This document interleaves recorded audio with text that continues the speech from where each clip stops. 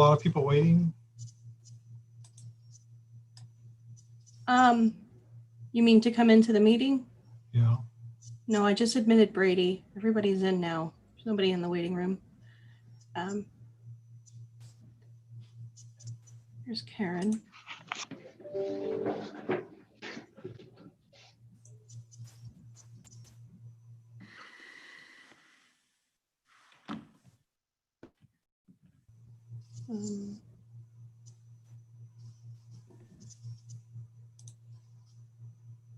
Okay, we're officially live. I need Karen's background.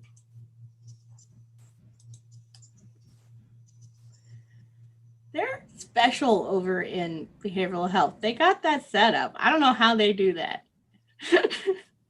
We love your background though. Thank you. You know, we actually just we were doing this for a different project for a billboard that hopefully is up now on 101. And we just changed the design and turned it into a JPEG. And once you do that, you can use it as background. Oh.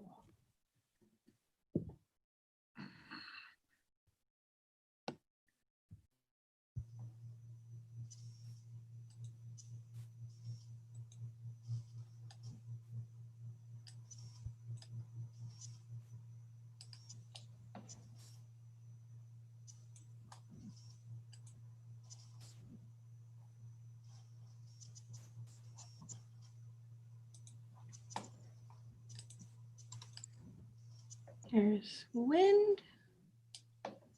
Present.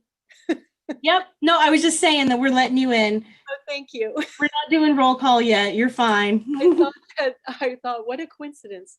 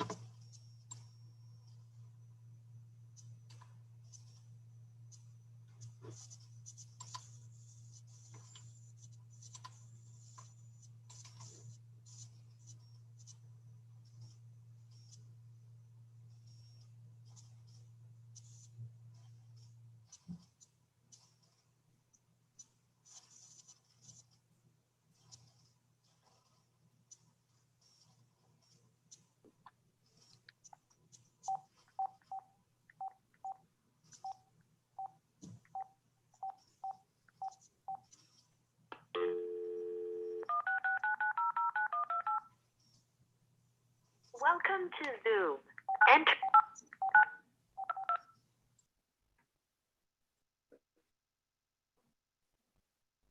You entered 989 22.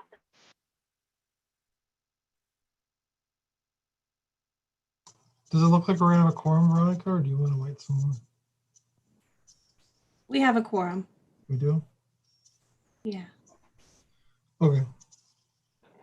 Well, then tell me when you're ready. I'm ready when you are ready to start. I don't have anybody else in the room, but as we go along, I'll admit people. Okay, we'll call the meeting to order at 1:35. You want to do a roll call, Veronica? When I call your name, please say, let me know that you're here. It's a good time for everybody to unmute. First one is QB Anthony, and I know that he is not going to be here today. Anthony, excuse me. So what about Luz Mackenzie? She won't be here today. She didn't have computer access. Okay, thank you, Amanda. Yeah. Roseanne Ibarra? I don't see Roseanne. Lisa Judd? I don't see Lisa. She let me know that she was going to be out of town. She was going to try to connect, but she wasn't sure. Jackie Williams? Here. Susan Wynn Novotny? I'm here. Thanks. Yeah. And for McCavan is supposed to be Keith Driver. Are you here, Keith? Don't see Keith. Paul Davis? Don't see Paul. Xenia Livacho? Present. Thank you. Karen Lovato? Here. Just admitted. Megan? Okay, here we go. Brady Nord? Here. Amanda Archer? Here. Judy Albert? Here. Camille Schrader? Here. Dan McIntyre? Here. Oops, forgot to change that one back. Sean Kaiser? Here. Rachel McDavid? Don't see Rachel. And Sandra Stolfi, let me know that she is facilitating a meeting from 1 to 2, and she will join us as soon as she's able. So I think she's going to be late. But at this time, we currently have 10 board members, and so we have a quorum. Okay, thanks. Any public comment? I wanted to let the board know that I made some additions to my public comment solicitation process. If you notice at the top of your agenda, I didn't change any of the language, but I reordered it to where right after you find out what it is, it immediately says to provide public comment, to contact me. I also did a press release this time around that included information on how to provide that kind of, to provide public comment. I did receive one email. This person said they didn't know they were able to before, asked how it was given. I gave the instructions, asked if they had any feedback, and they said no. So actually, no, they never responded to me. I'm sorry. I got a text, I believe, from Sage. So hold on. Okay, Sage is on via YouTube. Camille, would you mind sharing the information with Sage if you want to do that? Okay, public comment. They did not provide a response to me when I inquired this morning. I followed up with that.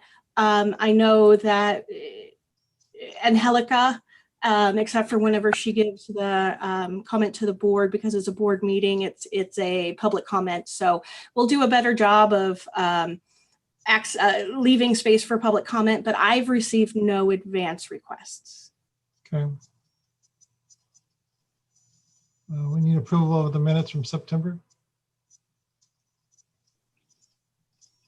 I'll make a motion to approve the September minutes. A second. Any addition, any discussion? No, roll call? When I call your name, please say yes, no, or abstain for the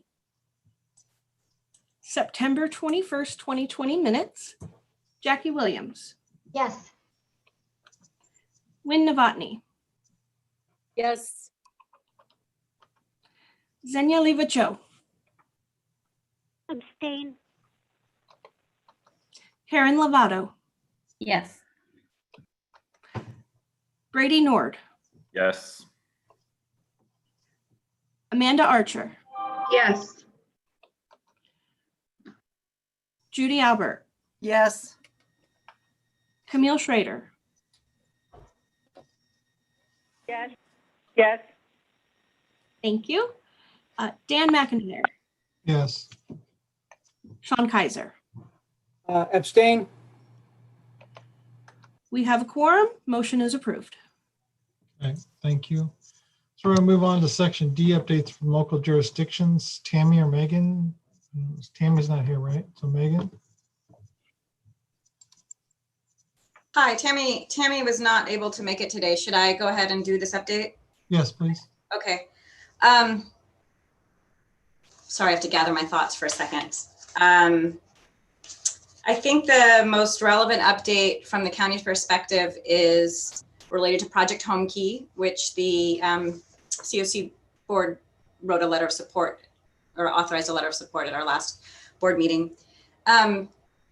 Since the last COC board meeting, there's been some additional issues perhaps that have come up related to Project Home Key.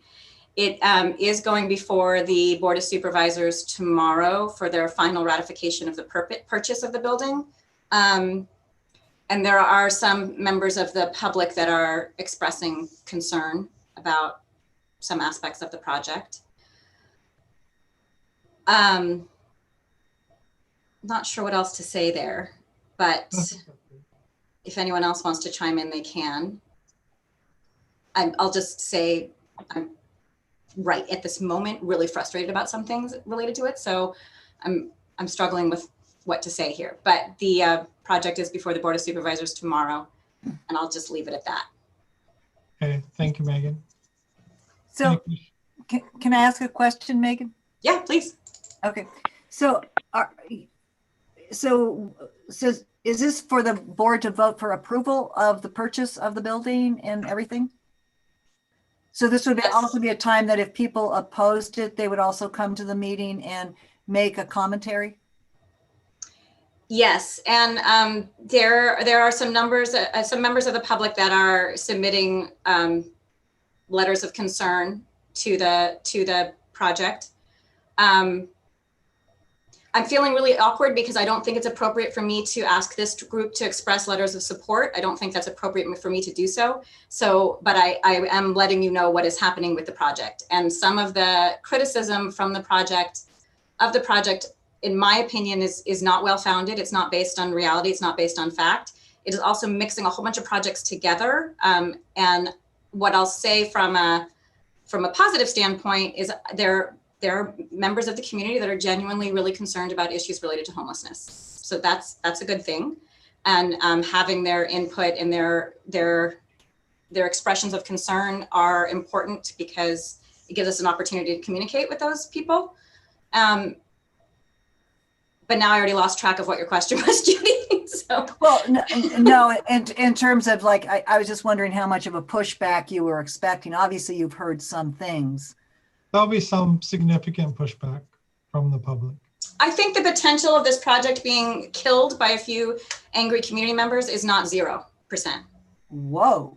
I'm saying not 0%. I'm not saying it's like 80%. I'm saying it's not 0%. And I don't know what to say about that. Well, I want to say that I will forward you guys a bunch of stuff. Well, I don't know how to do it, actually, to the group, but a bunch of stuff received through a community member who's spoken. And, you know, frankly, if we were in real time, we would sit down and have a conversation, although, frankly, Megan and the team have had a conversation with this group, and it did absolutely nothing. And RCS had a conversation about building bridges and the facts around that, and that also did absolutely nothing. So I don't know how helpful any kind of conversation when you have an ideological chasm is going to be helpful. What I do know is that we need a continuum that handles the high-functioning so they don't become chronically homeless, and the low functioning so that they might become at least moderately to high functioning, right? Just ignoring the problem is not going to help. And I have all kinds of issues around what happened on Wednesday that I'm not even going to go there here. I want to say I have nothing to do with the county's project, Camille Schrader or RCS or RCMC, none. Having said that, having a part of a continuum that is a permanent supported housing project keep people from becoming the kind of chronically homeless that our current population has is a good thing. That's a good thing. And the things that the community is saying, while understandable, are not talking about the actual primary elements of this particular project, which is people who can manage a rental subsidy, people who are showing some level of stability, veterans, families, and those potentially at risk of homelessness. So, you know, I feel funny talking about this because it won't necessarily help all the drama that we're having at B2 and what's going on there, because it's kind of a different kind of population. Not totally, there's a little crossover, but not a lot. However, anything in this continuum, anything in this space is going to be helpful. So, thank you. Welcome. Thanks, Megan, for the update. We could sit and talk about this topic all day, so we'll move on to the next update. I think Shannon did have a comment, Dan. Who? Shannon? Go ahead, Shannon. Yeah, I'll keep it brief. I want to say that the city has also been fielding a lot of feedback regarding this project. It's not our project, as you know, but I think what I would like to distinguish is that the feedback that I've heard or been privy to about the project is not so much about opposition to the project itself, but about the process. And again, this wasn't Megan's doing in any way, shape, or form. I think she's kind of been saddled with it after the fact, but unfortunately the Board of Supervisors and county leadership was maybe not as transparent as they could have been. That was acknowledged by one of our supervisors. And so the anger that I'm seeing is really about the location of the project because the neighbors were not informed, and the lack of transparency for the process. And so in this absence of information, people are jumping to conclusions about what this project will look like or what impacts it will have. And we simply don't have enough information about it yet to really know that that's true. But for those of you who want to support the project, I guess I just would like to provide that feedback, is that I'm not hearing opposition to the project itself. It was the process through which it happened. So I think it may be important to keep things focused in that area. But this is also an opportunity for us to exercise the newly adopted strategic plan and hopefully have some of our action steps and goals incorporated into service contracts and a program plan. So I think there are opportunities here. Thanks, Shannon. On that note, I just think it's important to share that the county followed the process that the state put in place for this program. It was very fast because the intention was to try to prevent displacing people throughout the state of California from Project Roomkey. So just remember, this is not our normal process. And there's always going to be things that come up whenever it's not normal. Thanks. But there's always room for improvement. And I think yes, always. For improvement. So, like I said, we could talk about this all day long.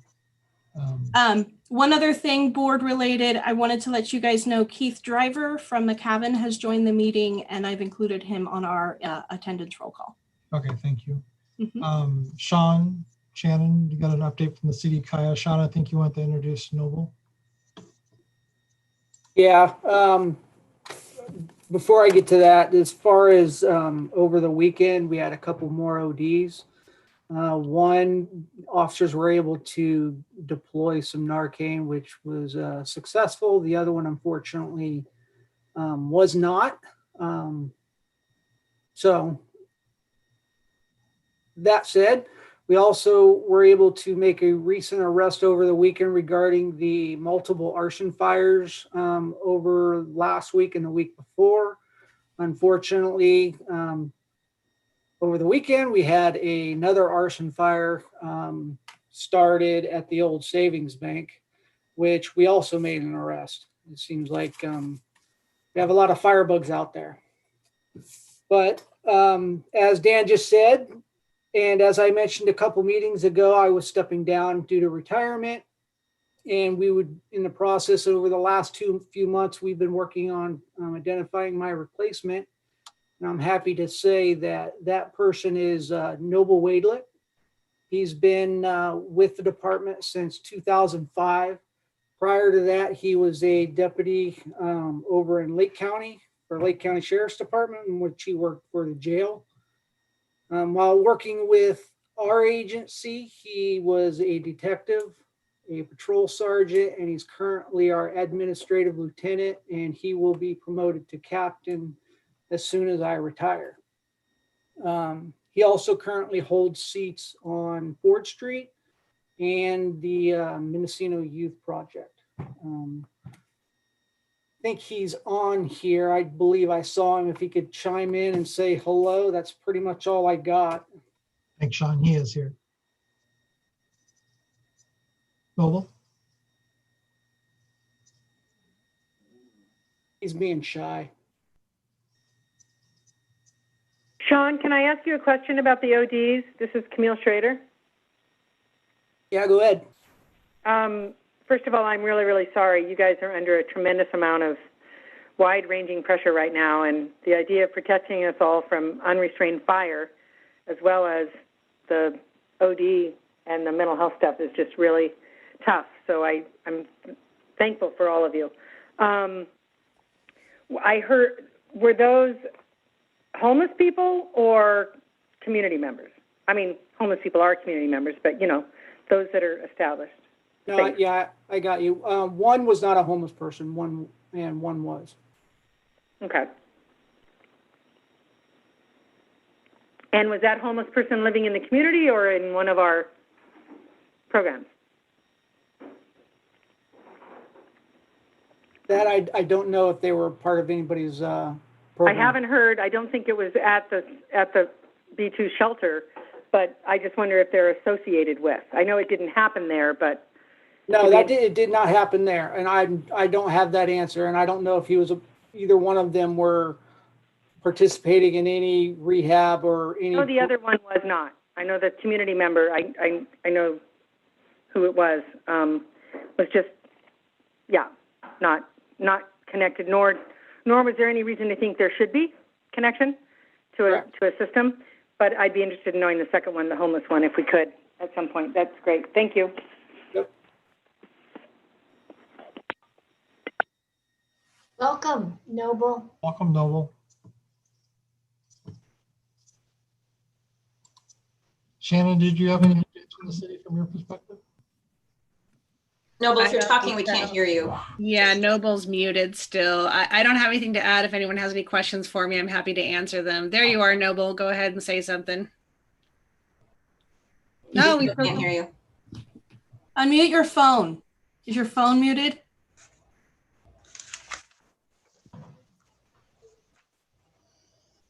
We'll have to work this out before he goes live with us. Come to my office, Noble. Okay, we'll wrap back around to Noble here in a minute. Tabitha or Sarah is I didn't see either one on. Did you, Veronica? I don't see either of them, and I made sure to include them on the meeting invitation. Okay. Email. And is there any other reports that are not on the agenda? None that I know of. Okay. We'll go down to standing committee reports. Strategic planning. Veronica had sent out a doodle invite last week. We were going to have another meeting. October. What were the days, Veronica, that were on the poll? Oh, I don't remember. Well, if you got a doodle poll, just make sure you fill it out because I think it was already due. Yeah. But it'll be sometime next week in October for the second round of the CARES ESG funding. And we still need to present to Point Arena. I've followed up with them a couple of times and haven't heard back, but Point Arena is the only jurisdiction that has not officially received the presentation regarding the strategic plan and endorsed it. I'll reach out to Richard this week too. Okay. Hey, Noble, you're back. I commandeered Sean's computer. That's a good thing. Gary, did you have any USA to anybody or? Oh, well, no, just welcome and looking forward to working with everybody. Cool. Thank you for being here. We'll go to the next report. Angelica, do you have a report on shelters and solutions? I have no real substantive update, other than to say that I might have to change our usual meeting time. We would meet next Monday at 10 o'clock, but I'll know for sure tomorrow if I have a conflict with that. So I'll send out that information to the group. Thanks. Okay. Thank you, Angelica. Coordinate injury discharge planning. I don't think Sage is on here. No, and I received a message from Sage saying that they have no report for the board at this time. Okay. Then you're next, Veronica, membership committee. In addition to Noble joining us, welcome. I also received an application from Disability Services and Legal Center. They have a new advocate by the name of Nikki Durr, and she submitted an application. And after discussing the different types of membership categories, she opted for advisory member. She didn't know how much time and effort she could dedicate to meetings and committees, but definitely wants to be included in what's going on and be a resource for the board.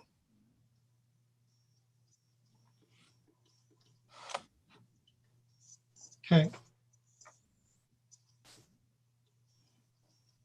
Thank you. Mm-hmm. Gary, do you have anything for HMIS performance? Yes. Most agencies' APRs are due at the end of December. That's 90 days after the end of their fiscal period. I sent out reminders and how to look things up, how to run the report. I've already got some replies back, and I'm helping out. So if you have any questions, anybody out there with your annual performance report, your APR, just give me a call. Okay, thank you, Gary. Yeah. And I am very pleased to share that Brian Klofsky has returned to the home team from the Disaster Operations Center as of today. We're very happy. Thank you. And there's no HAP ad hoc update right at the moment. Veronica, do you want to go over the recommended changes to the governance charter from the? We actually missed one really big one. You skipped the 2020 point in time count ad hoc committee. Yep, we'll go back to 20 point in time. I can't read today. It's Monday. Okay, so we got all of the information into HDX. It's been reviewed once by HUD. We addressed all of their data concerns, warnings, flags, whatever you want to call them. They've all been addressed, and I believe these are the final numbers that HUD is going to run with. They won't actually announce what their official numbers are until next year, the beginning of next year. But this is what we have as our, it's still considered draft until HUD approves it, but I think that they're going to be very close, or the exact numbers that we're going to be using. I'm going to share my screen so that you guys can see what I have. This first page here is a summary of the whole thing. This full presentation packet or handout is in your packet. But this really is what a lot of people are interested in, is this one page summary of the total people counted. We had a total number for this year. We had 70 people in emergency shelter. We had 106 in transitional housing. We don't have any safe haven projects in our county, so that's always a 0. I know that the name has been used in other ways, but it's a special model that HUD uses. So that's a total of 176 sheltered individuals in our community. We counted 575 unsheltered people for a total of 751 homeless persons in Mendocino County on the night of January 30th, 2020.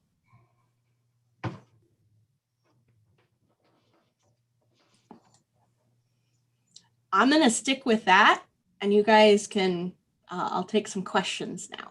Any questions for Veronica?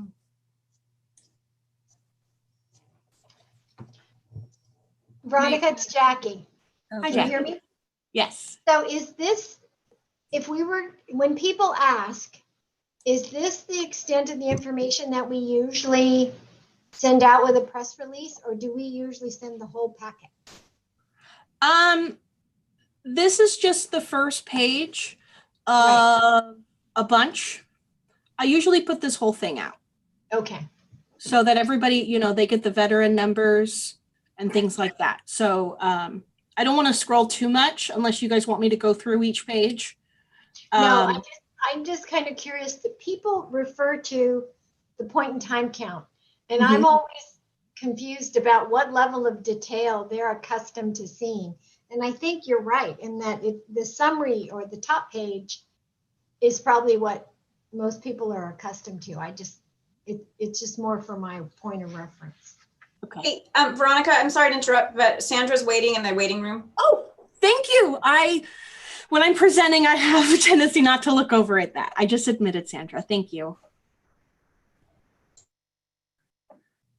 Veronica, do you ever include prior years on this report, or is that possible? It seems like it'd be really helpful to have like a 3-year history on here so people could see, you know, I look at those numbers, I'm struggling to remember what last year's were. I don't know if this is better or worse.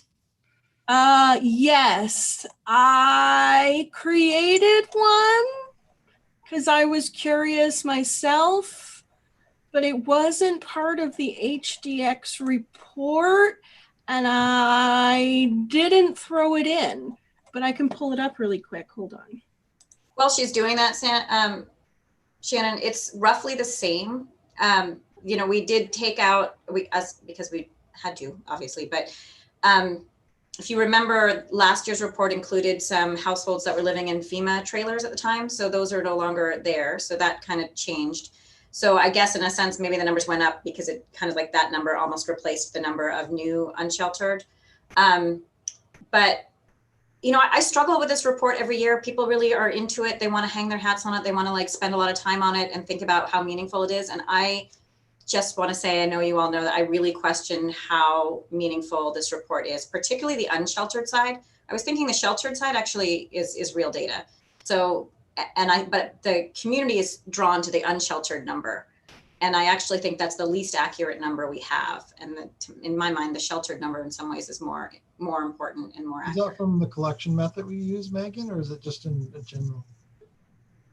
I mean, the pit is just like totally crazy. You're like driving around counting people. I mean, just the idea of it itself seems like insane. So I'm just saying as a tool, it seems very, very flawed. And having experienced it, this was the first year I did it last year. I actually drove around. I'm like, this is totally crazy. So I felt like from the inside view, it also seemed crazy. I know it's what we have to do. And I don't think we do it any better, particularly way better or particularly way worse than the other community, probably average, or there's room for improvement for sure. But just the strategy itself is almost ridiculous. So, and also, just my opinion. Sorry, just Megan. No, Megan, you know, I think you're right too. I think the numbers probably highly inaccurate, and also the time when they choose to do the point in time in the middle of winter, when there aren't that many people who might actually choose to be camping out along the river, you know, or something like that for you know, to be homeless. because it looks like there's an average of 600 people living on the street in Mendocino County. Could be right, could be not, who knows? Yeah, that seems, yeah. I concur. I think I have that report on a different computer. I think it's on my Surface Pro that I work from remotely with.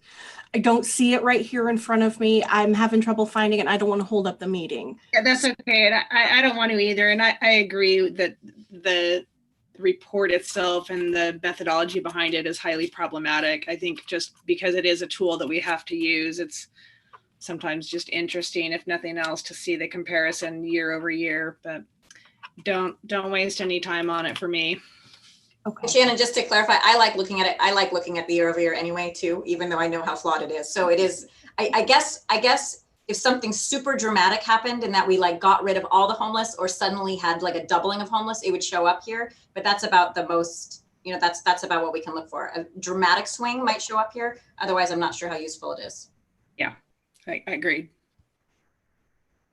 Is there any other questions for Veronica on the pit count?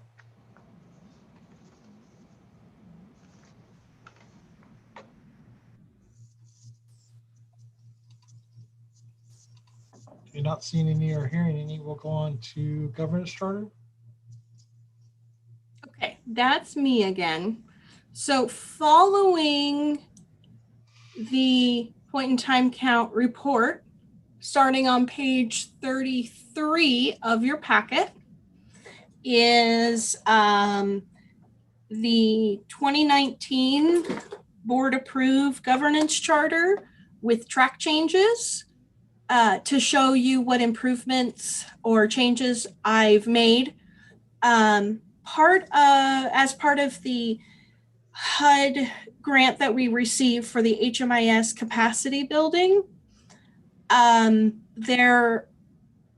every grant recipient was to work with their TA provider, who was to review their COC governance charter and HMIS policies and procedures. Chris Pitcher, our HUD TA provider, has reviewed both documents per the grant.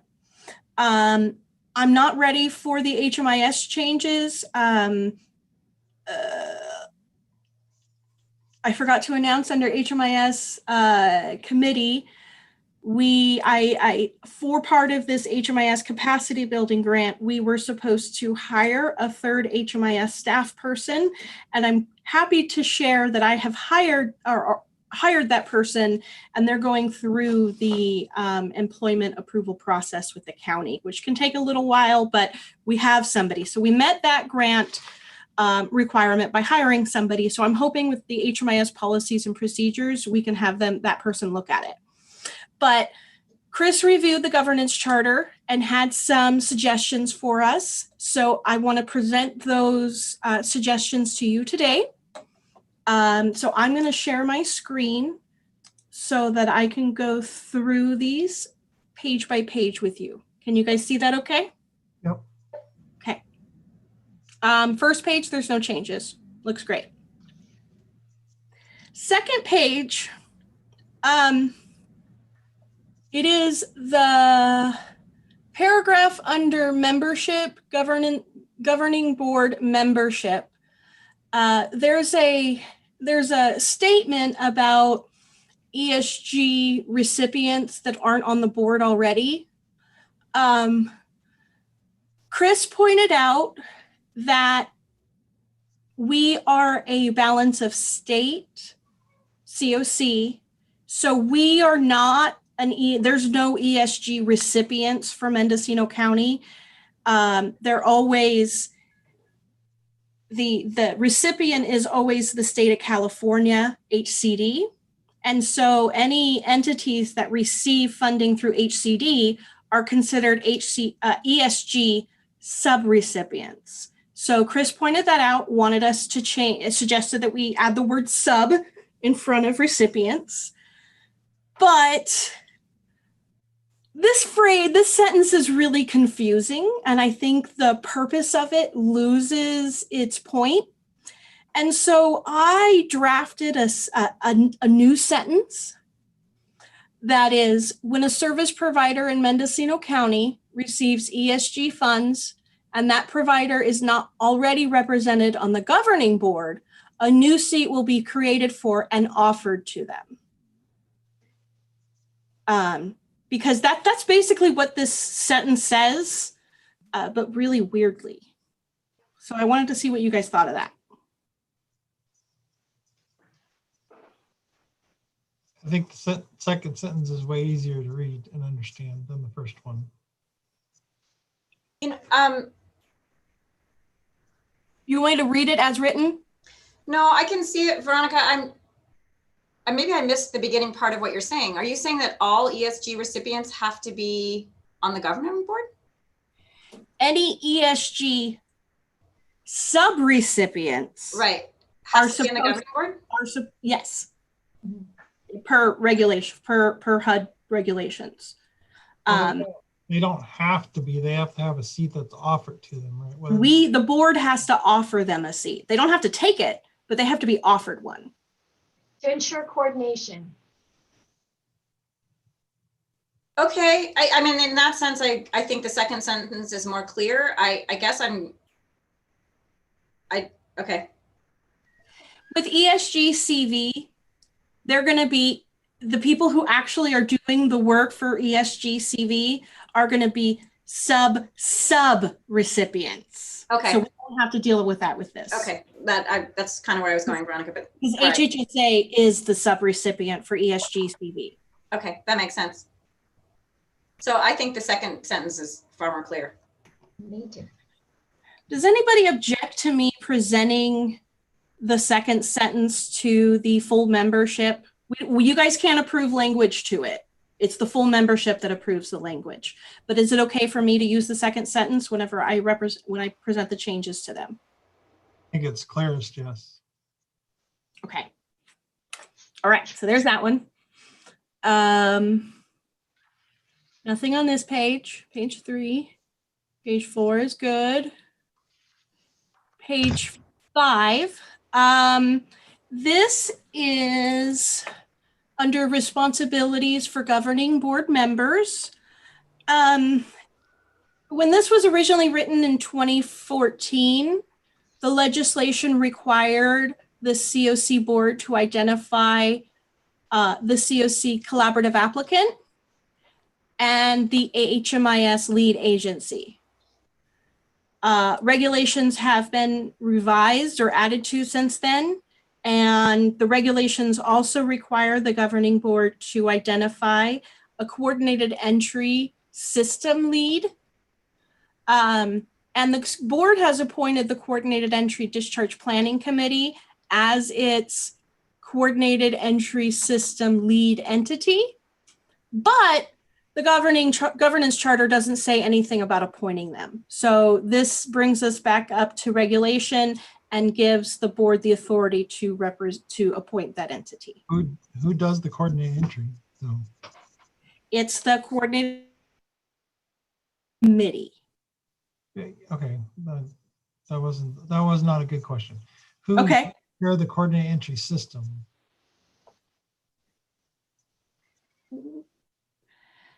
Say that one more. I'm not sure I'm understanding the question. So I know that they're the lead, right? But who takes care of the system? I mean, they don't operate the system. So who runs the system? Do Health and Human Services? Does CDC? Nope. It's a community effort. Community effort? Okay. There is no one person responsible for the coordinated entry system. It's not like, so with the collaborative applicant, HHSA is it and is responsible for everything. HMIS lead, HHSA is it and is responsible for doing it.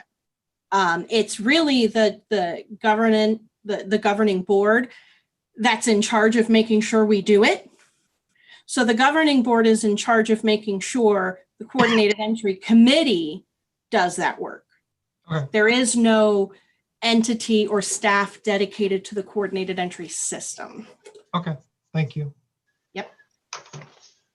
Okay, so I added that because we have to. Nothing on this page. Nothing on page 7 or 8. Page 9, there's a brief change where I said changed ESG grantee to subrecipient under the Shelter and Solutions Committee description. Nothing on page 10. Page 11, there's no actual changes recommended by HUD TA. He had a couple of comments that I just wanted the board to be able to see. I don't see a need to discuss them unless the board wants to.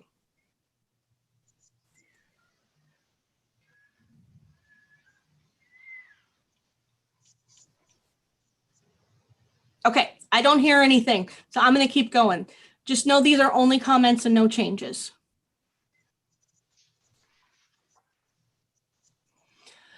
Again, on page 13, Chris had a comment, a question for us. I thought it would be pertinent to have a discussion with the board about it.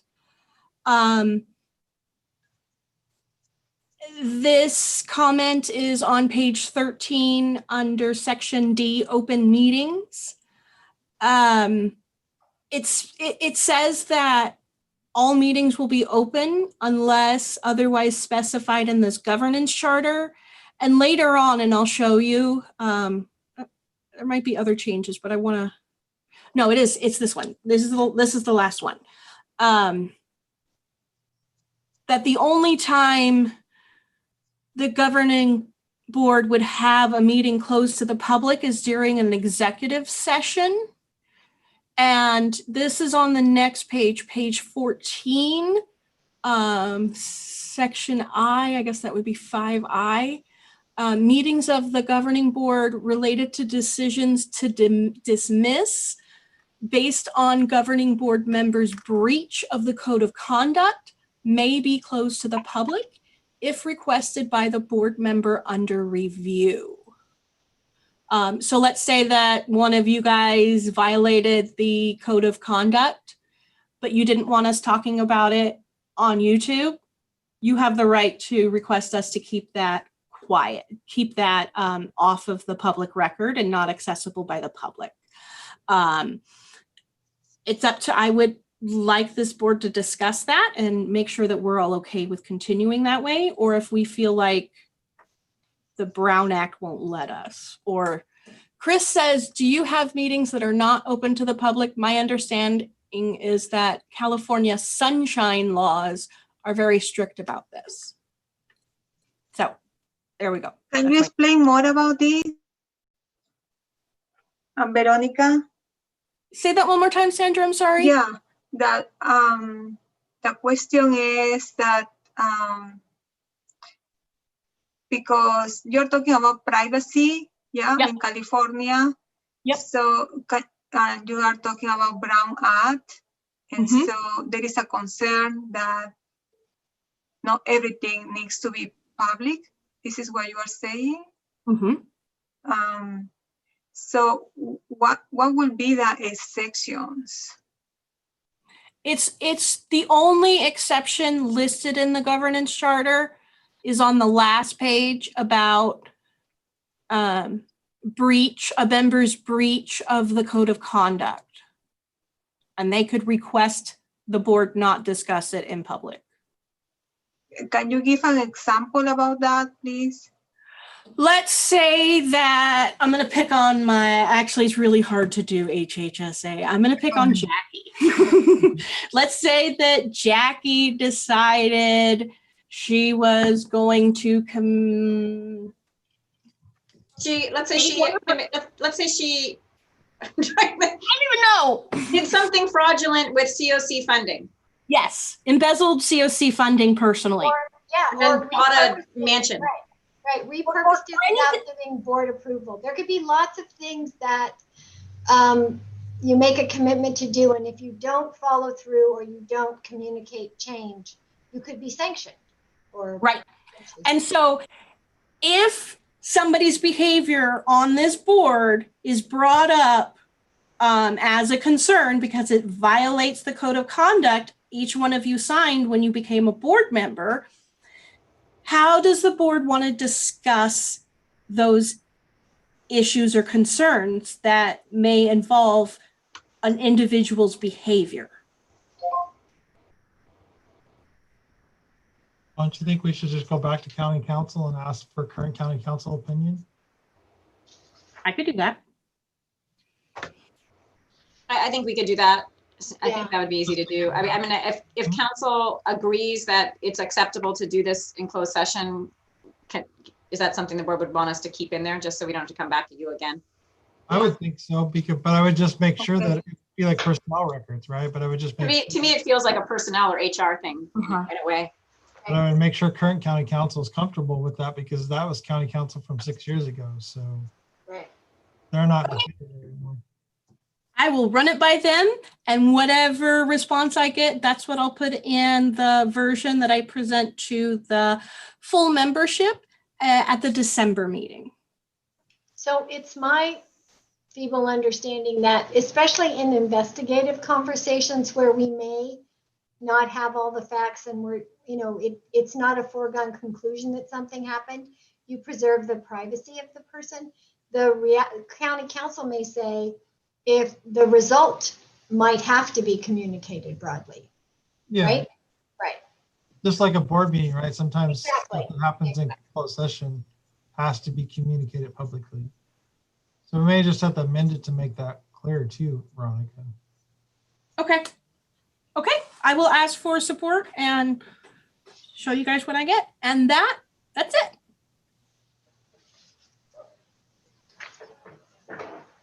I'm going to stop sharing. So I am looking for a motion, right? Did I put it in here? Did I? Yes, a motion to approve the recommended changes to the governance charter. As we discussed, it sounds like all of the changes are okay, except for the last one that I'm going to get county council review of. So I need a motion. I move to proceed with the recommended motions. I second that. Sandra, second that? Okay. Roll call, Veronica? Well, do we want to call for public comment first? Yeah, we can call for public comment.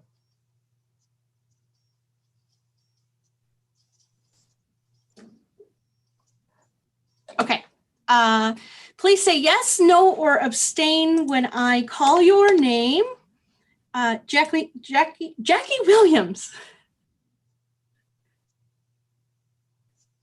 I didn't hear you, Jackie. Oh, you were muted. Okay, thank you. Wind. Yes. Keith or Libby, I'm not sure who it is for McCavan.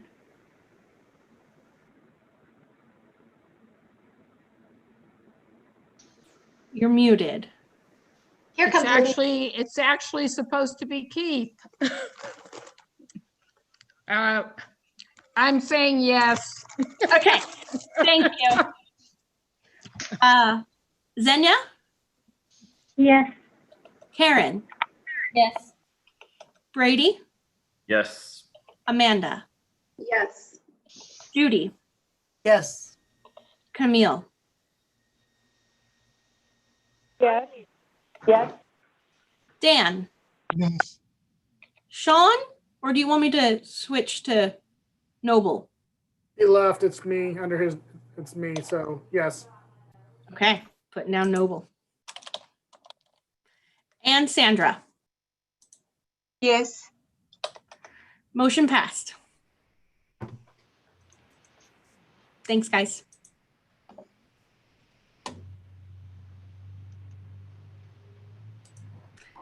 So the next thing's mine. You want me to just take it, Dan? On the HMS? Yes, please. Okay. So I wanted to let the board know that HUD has data standards for our HMIS system that all systems in the United States have to follow. They had a revision for the 2020 HMIS system updates. These updates pertained only to coordinated entry. And they were supposed to be put in place on or before October 1st, 2020. As the HMIS lead, HHSA has the HMIS system ready to be updated as soon as our coordinated entry assessors have been trained on how to collect and input those specific data. The Coordinated Entry Discharge Planning Committee had scheduled their coordinated entry annual training for October 1st. It was requested to be postponed due to the glass fire, wanted to say creek, glass fire. And so it was postponed. I contacted HUD, let them know that we weren't going to be able to meet that October 1st deadline. I received a response saying that they anticipated these kind of hiccups, and that as long as we have these updates in place in our system within 60 days, so that's almost the end of November, then we will be fine. I wanted to update the board and let them know this. And there we go. Thank you. So is there another training scheduled, Veronica? The Coordinated Entry Discharge Planning Committee has not rescheduled it, but they are scheduled to meet this Thursday at 9 a.m. For their next meeting, and I'm hopeful they will select a date for that to be rescheduled. Okay.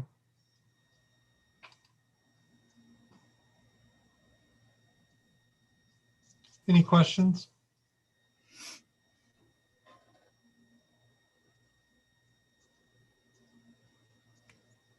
Not hearing any.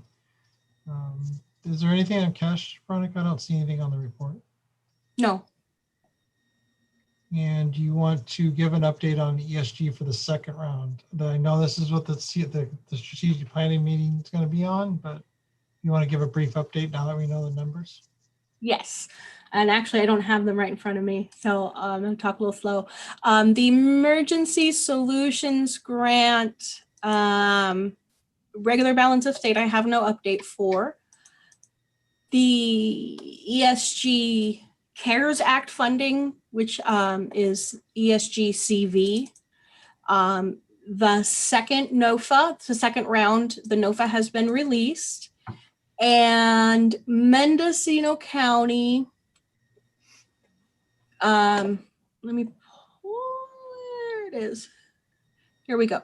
So our first round of ESG-CV funding was $705,100. Our second round is $4,758,723. There is administration for the administrative entity, which is HHSA, in the amount of $153,500 for a total of $5,463,823. So the Strategic Planning Committee should be meeting hopefully next week to provide a recommendation to HHSA on how to move forward with these funds.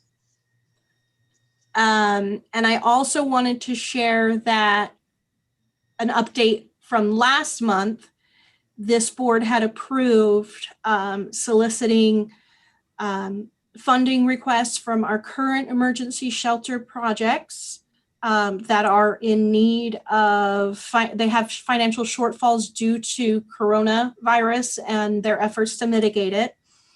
I received requests from RCS for their Building Bridges project and from Hospitality Center for both their hospitality house, their emergency shelter, cleaning supplies, and a little extra staffing, those kind of things, and for a month for their emergency winter their emergency winter shelter. So those are the two. Those contracts are almost done. I've got them to the final signing. They should be to contracts for approval within the next couple days. And that's my update. So questions? I have a comment. I mean, I feel like it's important to emphasize that the COC and the county together are being asked to spend $4.7 million in about 18 months. So this is really, really different than something we've done before. I'm really concerned about it. And I'm just hoping that the board is ready to engage in a kind of quick but fair way that I don't think we've had to do quite so aggressively in the past. So I just want to emphasize that. I know we're sort of on a Zoom meeting and we're all tuning out, including me. And I'm like, there's $4.7 million to spend in like 18 months. It's going to be super hard to do. There's going to be a lot of attention on it. And I think we need to really have a really good strategy about how we do it. I know the Strategic Planning Committee is meeting to begin that discussion, but I'm hoping the board can just be ready to figure out how to do this quickly and fairly and efficiently and effectively. When you say 18 months, Megan, when's that counter kick off and when does it end? Like when does it? Well, it actually could be backdated, but I just can't see how we're going to pull that off. So really what I was thinking more was 2021. I think it all has to be spent by maybe it's a little more than 18 months. Is it September? So for emergency shelter activities only, the funds have to be spent by January 31st, 2022. 100% of the funds have to be spent by September 30th, 2022. So and the state is heavily emphasizing emergency shelter and rapid rehousing. So if we spend it for anything other than that, we have to justify or sort of explain that all of our homeless are being taken care of. So it would be difficult for us to justify the use of a significant portion of the funds other than those two activities. So again, that's emergency shelter and rapid rehousing. I think the other point that we've made before, but I just really want to emphasize to this board, this ESG funding typically bypasses the county and goes straight to the recipients. That's not what's happening with this $4.7 million. Veronica and I are being really intentional about having this be a COC board decision, but it's not required to do that. And the county's aware of this money. So this could get very odd very quickly. And I just want to let that be out there so we're ready for it right from the beginning. It's a challenging situation for Veronica and I to be in, and we're just really going to need quick, collaborative, focused work on it. Okay. And one caveat to remember is the funding that we use has to be tied to the coronavirus in some form. We want to increase our housing inventory so that we can get people off the streets to prevent the spread of coronavirus. That's perfectly fine, but we have to phrase it in the mindset of it has to address COVID-19. So, and then one last piece, just to piggyback a little bit on the way this money's coming to this community through the county, but the only requirement is that we collaborate with COC. There's not even much language beyond that. I do want to just put this out there, and I'm hoping that it'll be picked up by the Strategic Planning Committee, but I'm seeing a challenge with projects that the county is involved in related to homelessness, and we've typically not, the county hasn't submitted an application, an RFP that the COC is putting out, for example, for cash money or for HEAP money, but it is putting, there's a complication here that sometimes the county does actually fund homeless services that would be a good fit to some of these funding sources, and we haven't typically participated in the RFP process. I can't even figure out how to do that fairly, given that Veronica and I facilitate the RFP process. So it's just a really difficult situation, and I'm looking forward to some guidance from the board on that. Was that way too vague? Is anyone following what I'm saying here? No, I get it. You basically, the county could apply for some of these RFPs, but. Well, applying for our own RFP is just, I can't even figure out how to do that. So I'm hoping that we can come up with a different, some other strategy that feels fair to everybody. So I don't know why so the $4.7 million is being available to this county, but it's going to be an RFP process? Well, what the board has committed to so far is an RFP for emergency shelter needs, which is good timing because we have all this money for it, right? So you had already agreed to do an RFP for emergency shelter, which is in process and will go out and will be for calendar year 2021. So the emergency shelters should apply for any need they have related to coronavirus or the need for their services for 2021. Their needs are not going to exceed $4.7 million. So we're going to have to fairly quickly figure out how we disperse the remainder of those funds. We don't have to do an RFP. It's the fairest way to do it, but we don't have to do that.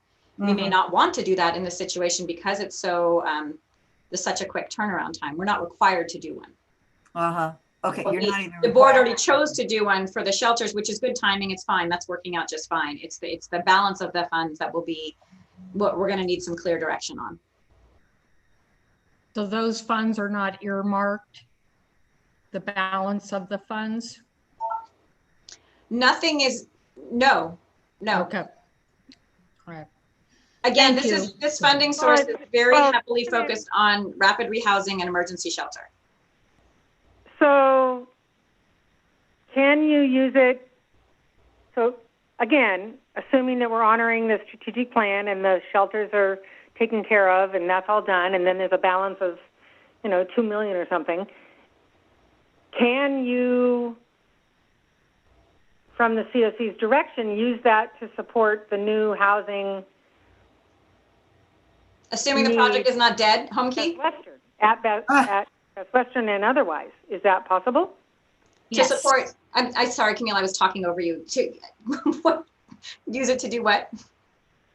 To support the funding needs at the Best Western and any other housing support programs. Once you've honored the shelter and that's taken care of and they're put to bed, can you take the balance of it, which I assume is like $2 million, and use it to support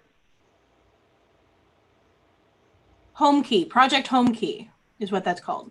Okay. We could. I think that if we structured it the right way, it could pay for operating costs for rooms that do not have another funding source. However, Homekey comes with an operating subsidy of up to $1,000 per room for the first 2 years. So I wouldn't want to leave that money on the table either. So it kind of, we have this strange situation where there's a lot of money available in the year 2021. Most of it all related to coronavirus, even Homekey kind of is originally coronavirus money. So I just think it's going to take some really strategic thinking about how we can spend that money, if at all, for investments that last beyond 2021. If we can figure out how to do that. What about the room key funding? We had the gap fill for the match for FEMA. I mean, I know you don't want that. The money that the COC dedicated to that had to be spent by June 30th, 2020. It's already gone. That was the deadline on that one. So did the county have to spend money?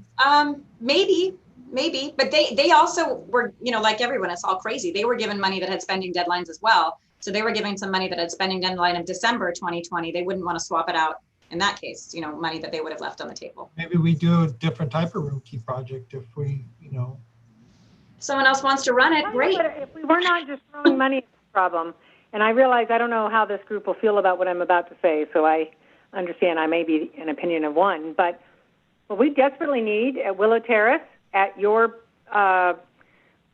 home key project at B2, and there's one other place I was thinking of when I was talking about this. There's a fourth place. We need a security team to protect our clients and to minimize the disruption and the community risk.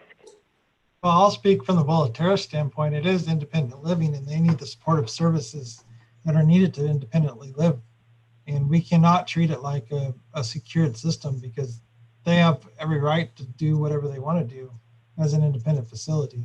If they need a higher level of care, then that's what they need to be moved to. You mean And the problem with that is ESG, even under so HUD has issued a notice where they listed a whole bunch of waivers that added a whole bunch of activities that you usually can't do under ESG. However, permanent housing is not on there. We cannot support any permanent housing projects, permanent supportive or otherwise, with ESG. It has, and unless it's rapid rehousing. But Veronica, but a security needs at an emergency shelter would be considered part of their operating costs. Absolutely, but not at Willow So Care. I think, Camille, your question, I think for the emergency shelters, if that could make sense. It had more to do with kind of managing the continuum and protecting the clients within wherever they are within the continuum. But we'll take that off the table. Can you use the funding at the Best Western if it's going to be permanent supported housing, or will you just use it? Could you use the funding for the funding piece of rapid rehousing there? We would be looking at using rapid rehousing there, not because it's not an emergency shelter, so we wouldn't be using the emergency shelter. Oh, that makes sense. That makes sense. Yeah. Jackie? I just wanted my community partners to know that Ford Street, we just had a board meeting today, so I did get permission from my board to investigate the expansion of emergency shelter services for families, that Ford Street may come up with a proposal to do something like that. Again, building on kind of what we're doing with cash, but focused on emergency shelter. And, you know, the trick there is the social distancing. So, you know, it would probably be a combination of using a building, but also heavily relying on motel support too, depending on the size of the families we support. So we're going to... would you be doing that as low barrier, or would they have to live with the clean and sober? No, I think I read through the NOFA, and it has to be low barrier, and it also has a racial equity component. So I think it requires us to look at things a little differently than we have in the past. Yeah, that makes sense. I'd be happy to help. You know, but Megan's comment's true. I mean, to turn it around swiftly is going to be the trick. Yeah. I did want to just throw out there that maybe a low-hanging fruit for the turning it around quick. There are some funding streams that have taken a significant hit because of COVID, Mental Health Services Act in particular, and are having to reduce funding because of that. So that those programs that qualify for both, this may be an opportunity to make everyone whole. Yeah, I think the sooner people are thinking of creative ways to use this funding, the better, so that we can start putting together a process in place to not send money back to, send our tax dollars back to wherever they came from. Yeah, hopefully we can have that meeting next week for anything. Yeah. Megan or Veronica, do either of you have any connections with other jurisdictions that might be one step ahead of us, or you could see what other people are doing with these funds? So we're on peer, so the funding sources through the state, HCFC, as well as HCD, and I think Home Base have put together like office hours and peer-to-peer connection times. And I'm doing all of those things. So I'm, hearing updates from other communities about what they're doing, how they're using it. Everybody's in the same boat we are. How are we going to use this? So anytime there's innovative things that are happening or what our neighbors are doing, I'm hearing it as much as possible. Good, thank you. Anything else on the second round of ESG? I just want to say I find it frustrating that we have a constant need for a steady stream of money to deal with homelessness, and then we get inundated with too much money that has to be spent in a deadline that then could possibly even waste money. It just drives me crazy. Tell your congressmen or members, the deadline was set by Congress. I agree, Judy. It is super crazy, but it also is an opportunity for example, I think if we don't have to spend any HAP money, we should be extremely careful about spending HAP money until, things that have a longer deadline, because the HAP fundings actually go to 2025. Yeah. Okay. I think it's a time, it's aggravating as hell. I like hurry up and wait, but it gives us a chance to be really strategic with the whole big bucket. And so it's just, but it is frustrating.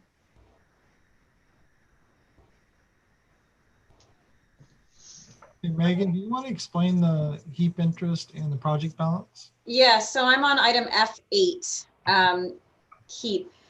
So speaking of money that needs to be spent at deadline, if you remember, the HEAP allocation has a deadline to be spent, and it can't just be contracted. The contractor themselves has to have literally spent the money. The deadline is June 30th, 2021.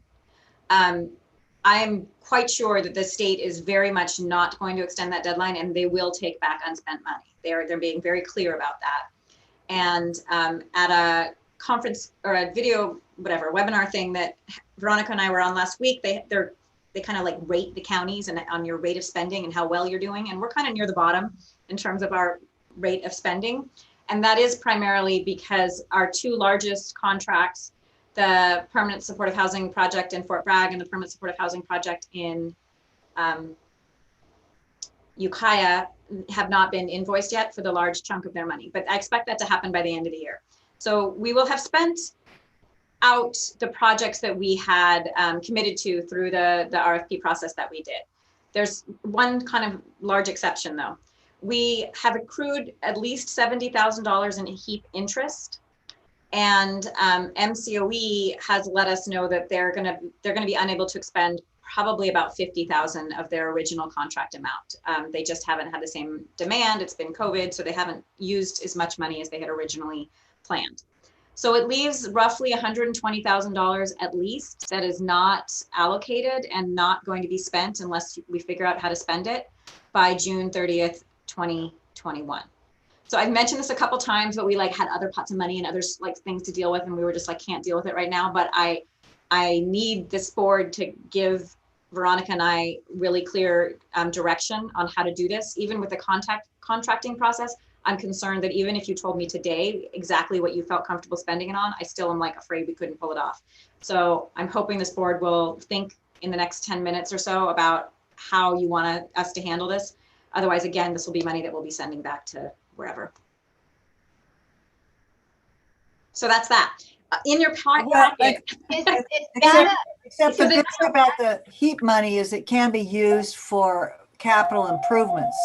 Correct.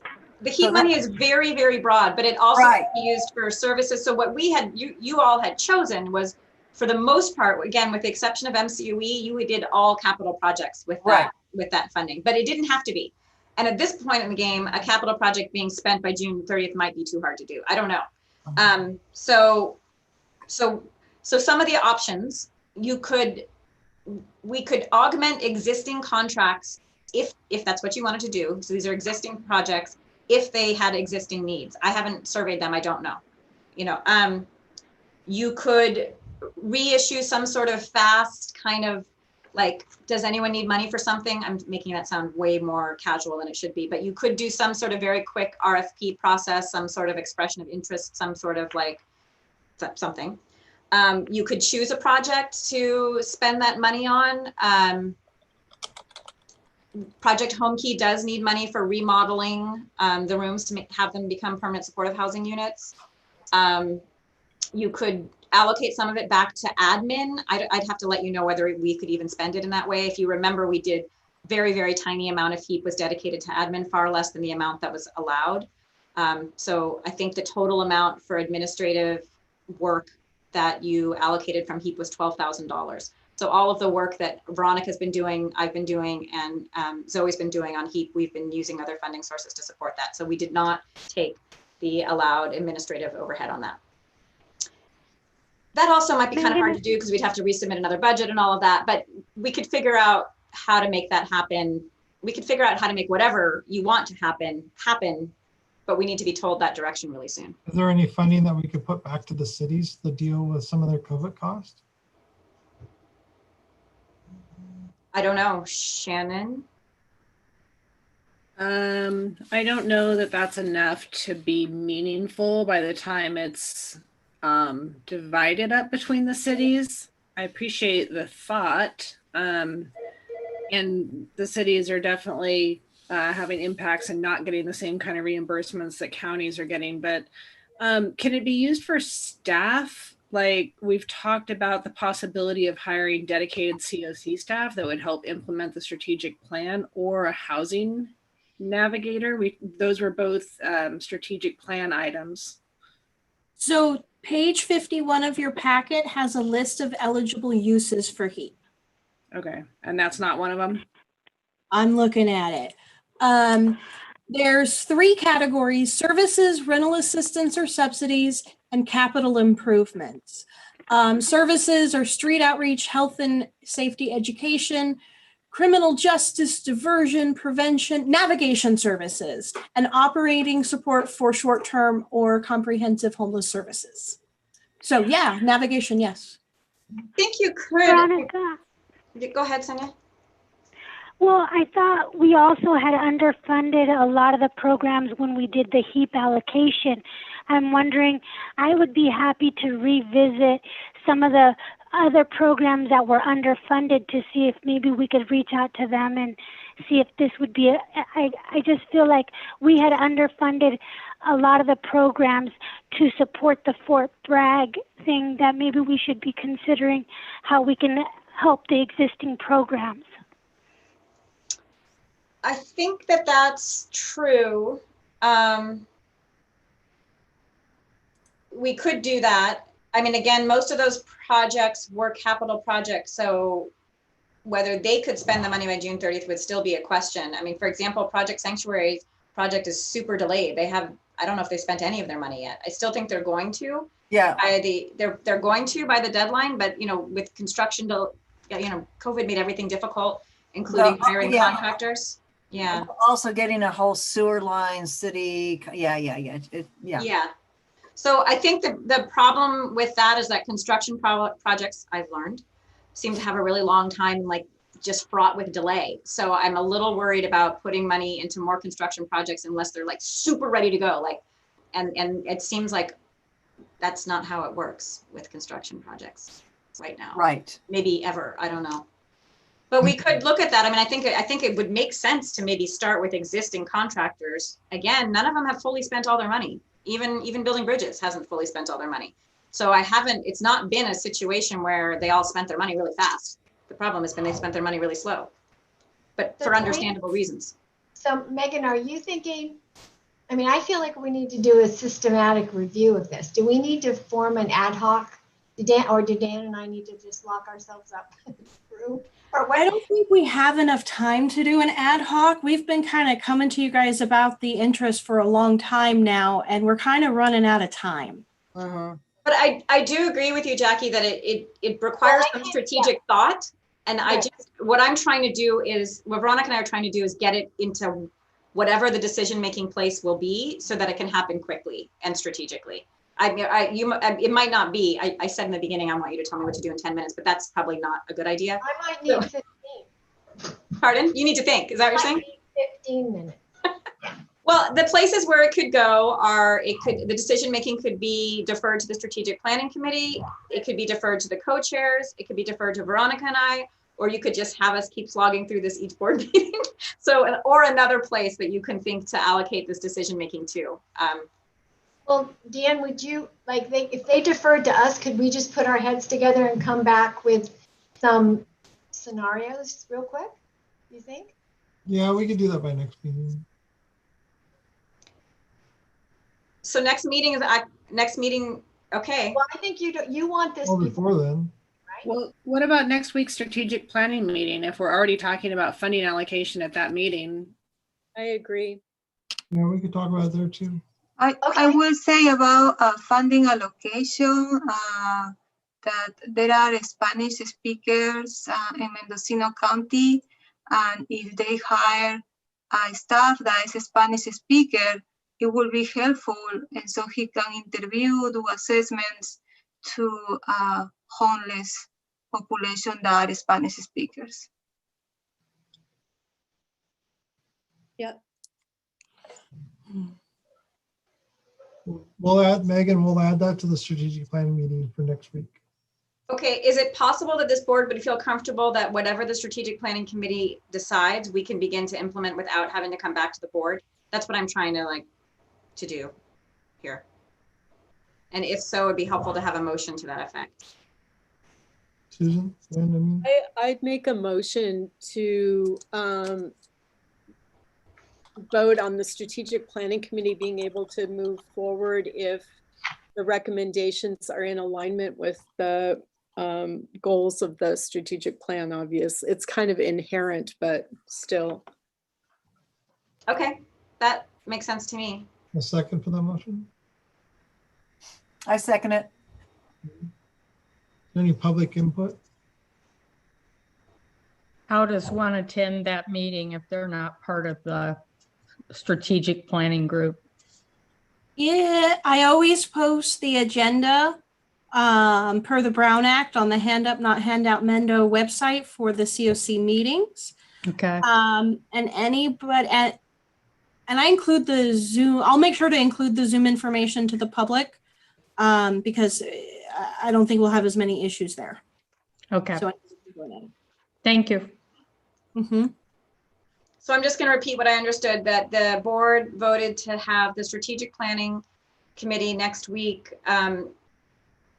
provide direction to Veronica and Megan on how to efficiently distribute the balance of HEAP funds. Okay.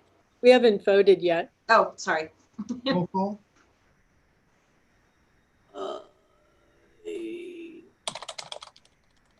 I'm trying to get the thing written out. I'll do it later. I think I'll get it. Okay. Please say yes, no, or abstain when I call your name. Jackie. Yes. Wind. Yes.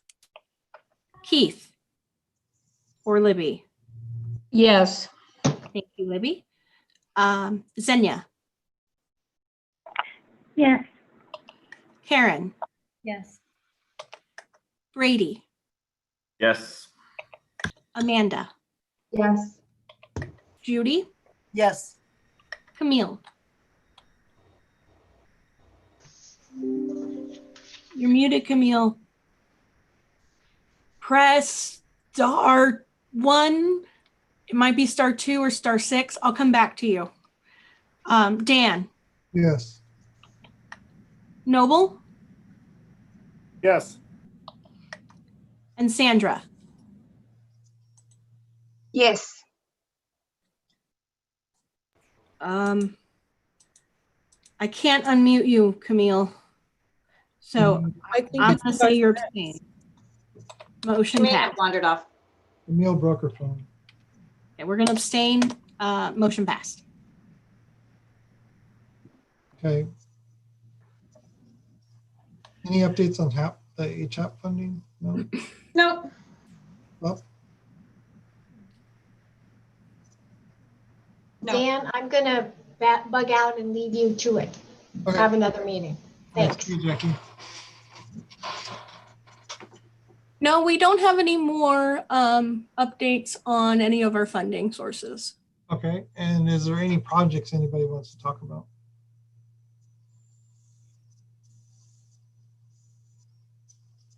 Oh, okay. Announcement, Sandra?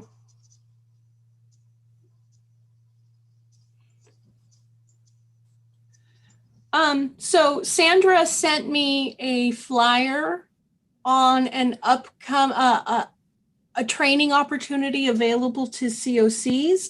I don't know a lot about it, but I included it in the packet. Sandra, would you mind sharing, talking about it and sharing what it is and stuff? You're on mute. Yeah, so basically I know that Napa County is going to be attending to this cohort. It's a group of community providers that from the different counties in the Bay Area that will be attending, and they will be receiving training until April next year. And it's, as you can see in the material that Veronica has sent, is about racial equity. So just because we have been talking about in the coordinated entry meetings, I feel that this is something that is really important. And, you know, this training is going to be with specialized, you know, people that, you know, have a lot of knowledge about racial equity. And then there will be also work groups. So I don't know if this is the moment for Mendocino County also to participate in this cohort. But it's voluntarily, you know, I send this information. Yeah. Sandra, I couldn't tell from the information whether Mendocino County was counted in the Bay Area. Do you know for sure if they are? Sometimes we are and sometimes we're not. Yeah, they are. Yeah. We are? Yeah. Mendocino County is, I know Sonoma County is like evaluating this, but I haven't have a, you know, response. I haven't heard anything about it or received an invitation on behalf of the COC, but I'm sure that if we wanted to participate, they probably wouldn't tell us no. No, and it's organized by Home Base. The Home Base, you have attended to the meetings that they do for NorCal, whereas, you know, there are the county of Humboldt, you know, there are different counties, including Mendocino County too. Usually these kind of things are stuff that I would do along with maybe one of the co-chairs or Megan or somebody. At this time with COVID and in ESG, I don't have the time to be able to dedicate to doing this. So before our community or our COC passed on it, I wanted to make sure that the board was aware of it and you guys had the opportunity to participate if you wanted to. Thank you, Veronica. Thank you, Sandra, for the update. So I want to wrap around, since we're at the end of the meeting, it just as an announcement. I know that Megan brought this up earlier, that the Board of Supervisors is going to be talking about home key tomorrow. I would suggest that anybody that has some positive input on this, please reach out to the board and or be available for public comment on that. Often when controversial topics come to the board, sometimes it's one-sided in the conversation. So that is tomorrow, and then all the public comment stuff is on the County Board of Supervisors webpage. Okay. And if there's no other announcements, the next board meeting will be November 16th.